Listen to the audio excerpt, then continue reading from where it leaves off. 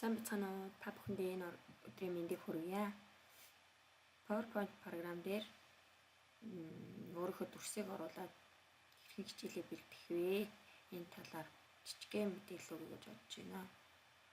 Ихэнх багш нар маань 2010-13 офсын програмуудтай байдаг. Тэгвэл 2019 оны офсын програм суулгаснараа ямар давуу талтай юм бэ гэхээр 2010 оных нь 13 оных нь болохоор зөвхөн рекорд буюу зөвхөн дуугаа оруулна. 19 оных нь болохоор дүрсээ оруулах боломжтой байна.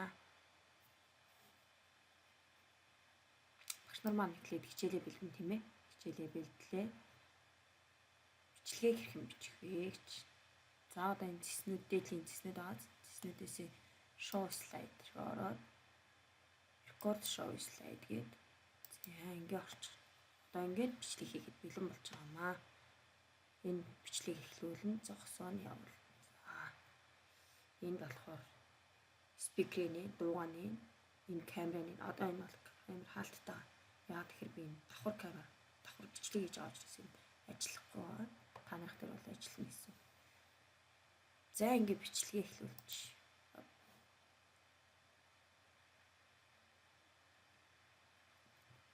Хичээлээ ингээ явуулна. Сава таниулах.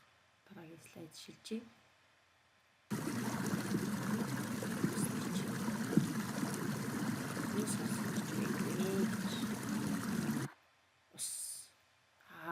Ус сава таниулж байгаа тийм ээ. За ингээ багш яриад хичээлээ ингээд явуулнаа. Хичээл мус чимс солонго ус сам сэс гэт бичлэгүүдээ явуулчихж байгаа. За энэ хэсгийн зурлага.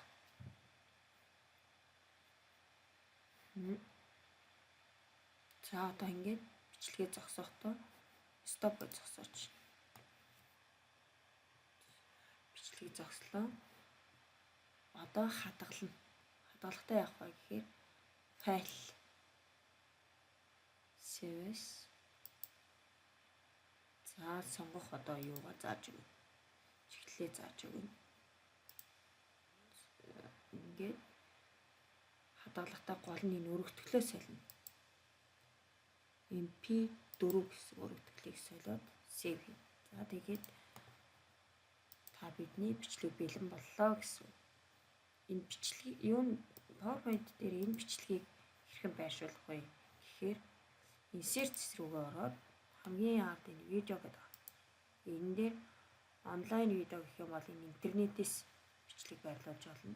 Аггүй бол видео my PC гэдэг нь болохоор өөрийнхөө компьютер дээр байгаа бичлэгийг PowerPoint дээр байршуулж өгнө гэх юм бол шууд ингэж сонгоод за энэ жигээ нэг бичлэг авчи insert гээ. За энэ дээр шууд ингэ ороод ирж байгаа. Тэгээ эндээс шууд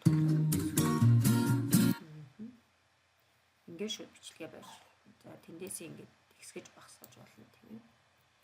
Тэгцээ тоглож ирж байна.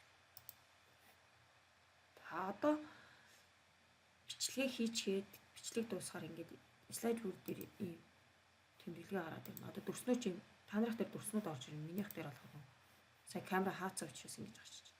За одоо энийг өөрийнхөө дүрсийг тохирч хичнээн томоор харуулах юм бэ? Жижигээр болохоор томоор харуулах юм. Энэгээр тохиол гээд томсож болно, жижигрүүлж болно, нууцчиж болно.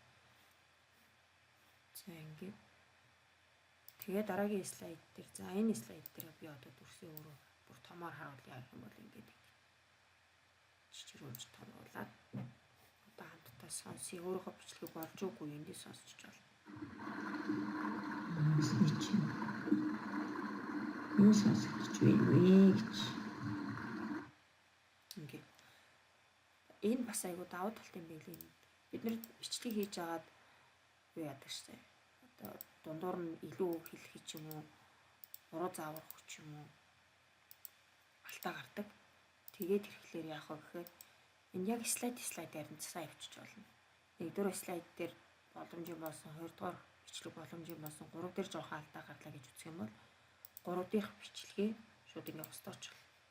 Төвчүүлээ delete дараад устгах чинь. За тэгээд одоо 3 дэх бичлэгээ дахин ихнээс нь одоо бичлэгээ хийгээд авах боломжтой. Тийм болохоор бас цаг хугацаа хэмнэсэн бас боломжийн юм билээ.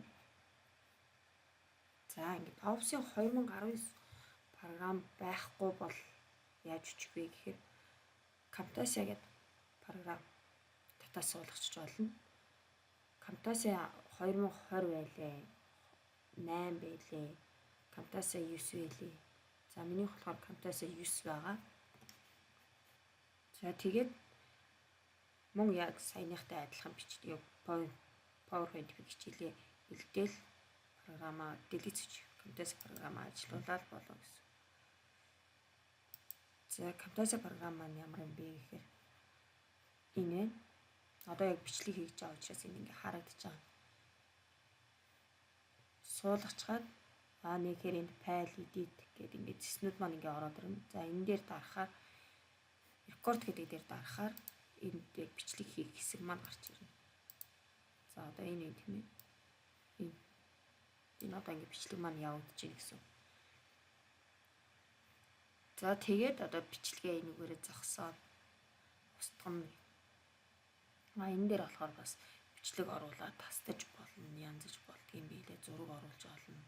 Бүхэл юм хийж болно. За тэгээ хадгалагтаа яах вэ гэхээр ширгээд record file гээд одоо хадгалгаа. За энэ нөгөө бичлэг хийж байгаа болохоор ингээд болохгүй байна. Бичлэгээ зогсоож иж хадгалах учраас. За share гээд эндээс ингэж хадгалах юм шүү заа юм хаа. Тэгэд MP4-өөс сонгож өгөөд MP4-өөс сонгохгүй MP3-ыг сонгочих юм бол зүгээр яриа маань орчих. MP4-ийг сонгож хийж дүрстэй бичлэг орох байгаа. За ингээд тайд маань туршаад үзээрэй. Боломжийн юм байлээ шүү. Баяртай. Амжилт.